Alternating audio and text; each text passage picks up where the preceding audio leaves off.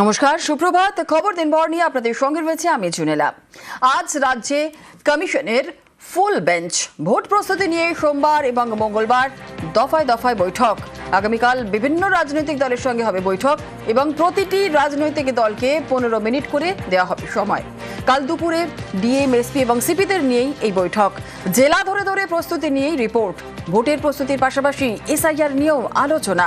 রাজ্যের সিইওর সঙ্গেও আলাদা বৈঠক।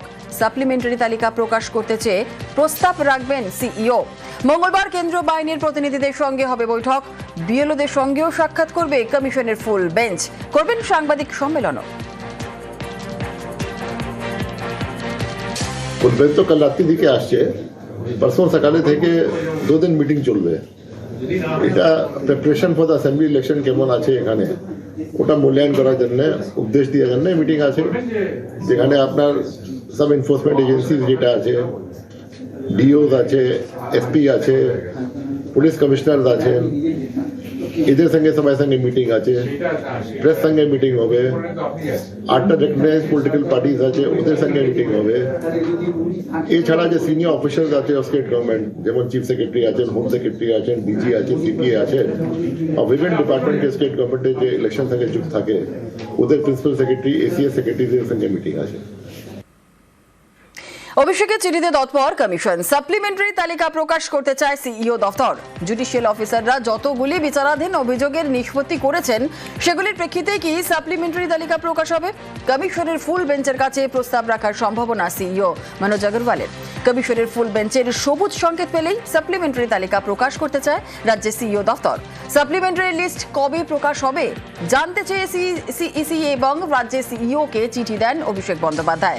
সুপ্রিম কোর্টের নির্দেশ মেনে দ্রুত সাপ্লিমেন্টারি তালিকা প্রকাশের দাবিতে চিঠি দেন তৃণমূলের সর্বভারতীয় সাধারণ সম্পাদক।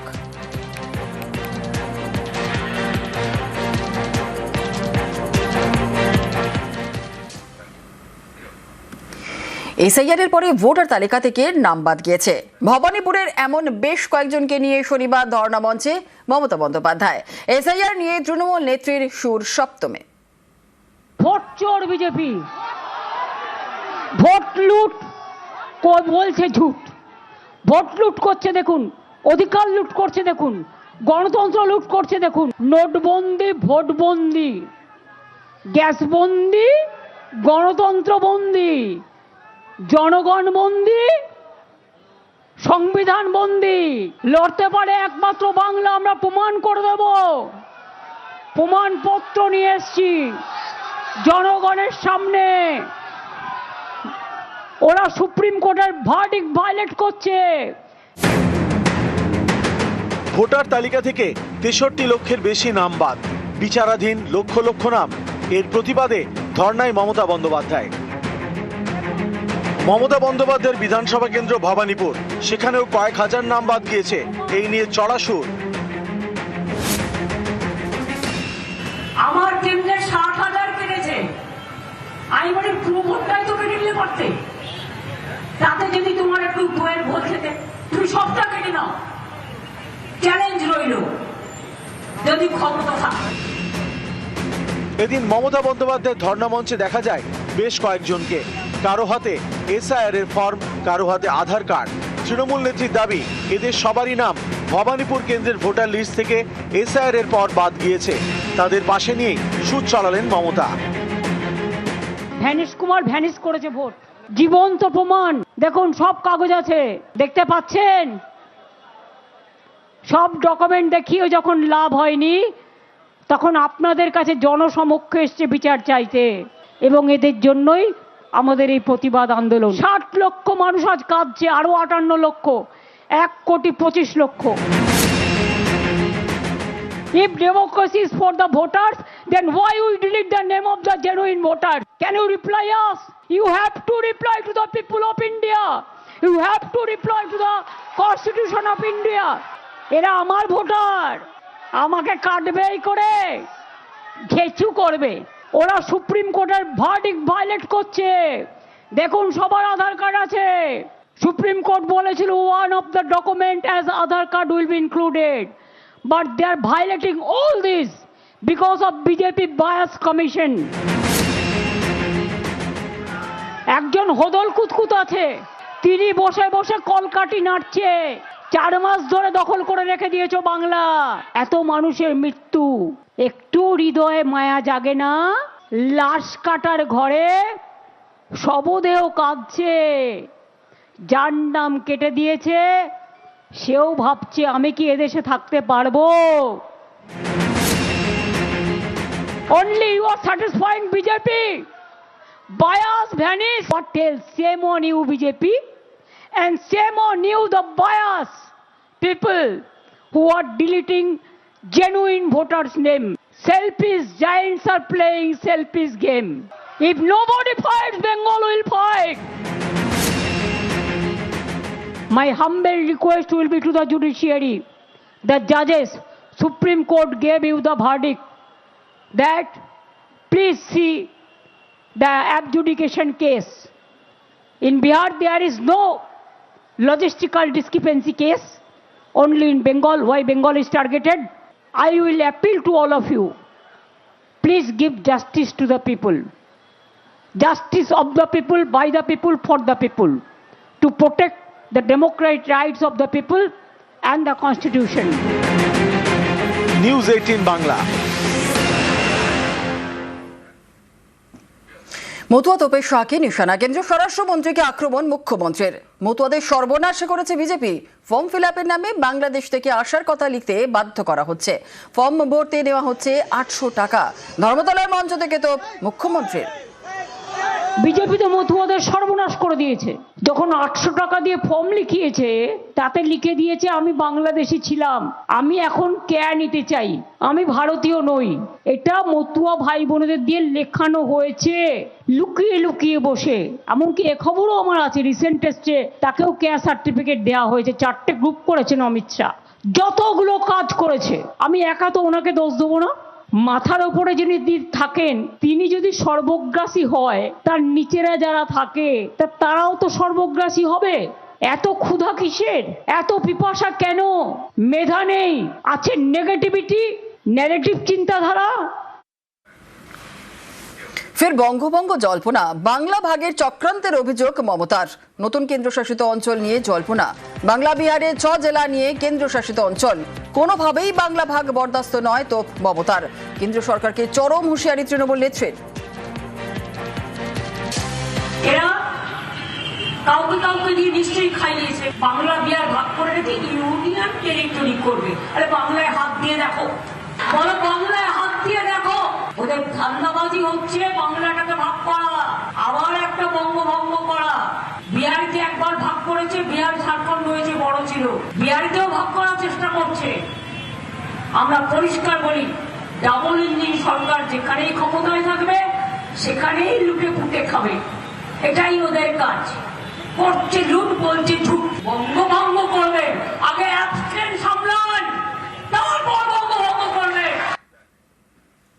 কমিশনের বিরুদ্ধে চোরাসুর কল্যাণ বন্দ্যোপাধ্যায়ের। বিচারাধীন 7 লাখের মধ্যে 3 লাখ নাম বাদ দেওয়ার অভিযোগ। নাম বাদের কারণ জানানোর দাবি তৃণমূল সাংসদের। এখনো পর্যন্ত আমরা জানতে পারছি মাত্র 7 লাখ মতো কেস অ্যাডজুডিকেট হয়েছে। তার মধ্যে 4 লাখ লোকের নাম রয়েছে, 3 লাখ লোকের নাম নেই। যদি এটা সত্যি হয়, রাত্রের মধ্যে ইলেকশন কমিশনের উচিত রিজন দিয়ে সেই 3 লাখ লোকের নাম কেন কাটা যাচ্ছে তার উত্তর দিতে। এটা জমিদারি নয়, মনসবদারি নয়। এবং সুপ্রিম কোর্টের যে অর্ডার, সেই অর্ডারকে পূর্ণতা দিতে হবে, তাকে ইমপ্লিমেন্ট করতে হবে। যদি সেই অর্ডার কেউ না বোঝে, তার সেই জায়গায় থাকার কোনো প্রয়োজন নেই। ওরকম ইডিয়েট লোকেদের আমাদের দরকার নেই। ভোটের আগে আচমকা রাজ্যপাল বদল, এর বিরুদ্ধে ফের সরব মমতা বন্দ্যোপাধ্যায়। নিশানা করলেন কেন্দ্রীয় সরকারকে। প্রাক্তন রাজ্যপাল জগদীপ ধনকরের প্রসঙ্গ টেনে চড়ালেন সুর।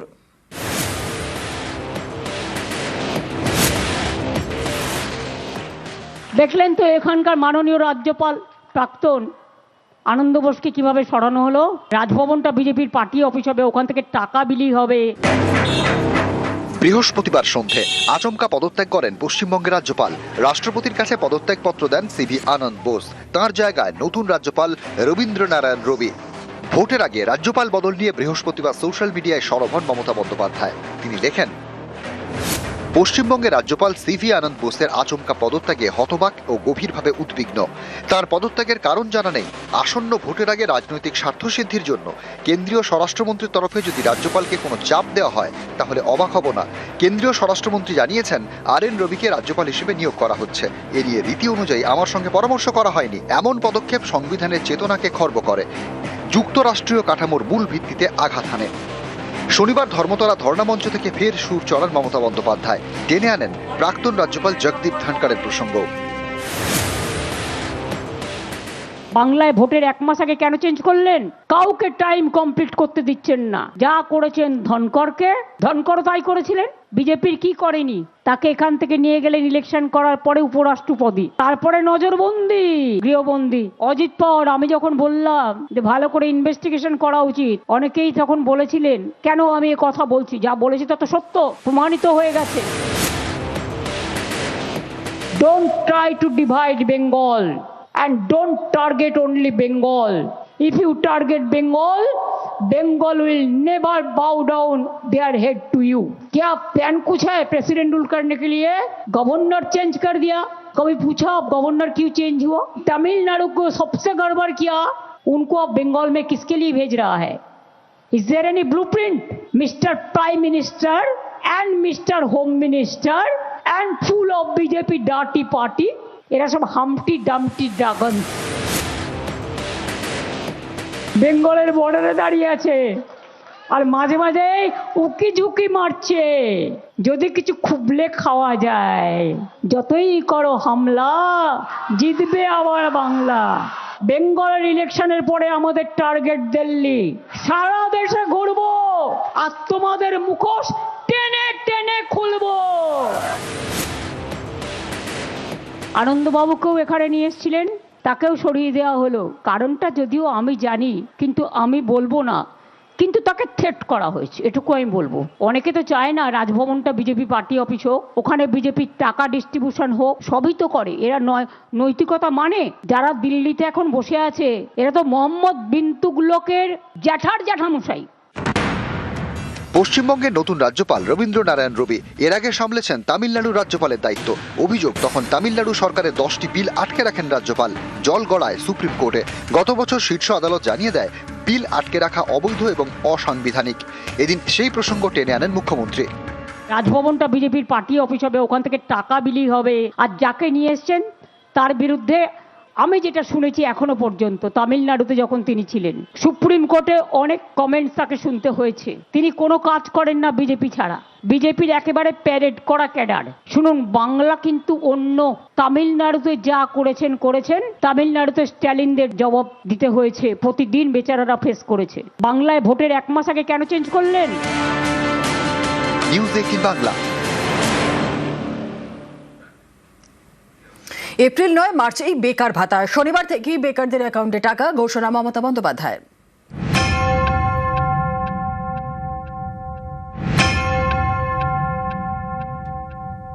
আমরা বলেছিলাম 1 এপ্রিল থেকে টাকাটা তাদের অ্যাকাউন্টে যাবে, কিন্তু কালকে আন্তর্জাতিক মহিলা দিবস আছে, তার উপহার হিসেবে আমরা 1 এপ্রিলটা একটু চেঞ্জ করে আজ থেকেই তাদের অ্যাকাউন্টে টাকা যাবে।